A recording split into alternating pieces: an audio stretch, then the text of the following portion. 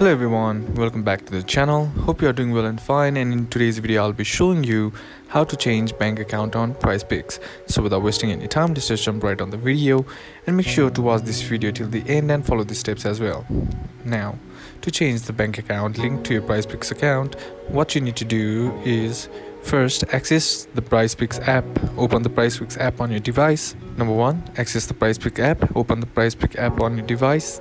Navigate to deposit section, tap the deposit button, typically located in the top right corner. Remove the existing payment method. On the deposit page, look for the trash scan icon next to your current payment method. Tap the trash scan icon to remove the existing bank account. Note, if the trash scan icon isn't visible, it may be because the 60-day waiting period since your first deposit using that payment method has elapsed. PrizePicks requires a 60-day period before a payment method can be removed. Number 4, add the new bank account. After removing the old account, select the option to add a new payment method. Enter the details of your new bank account as prompted.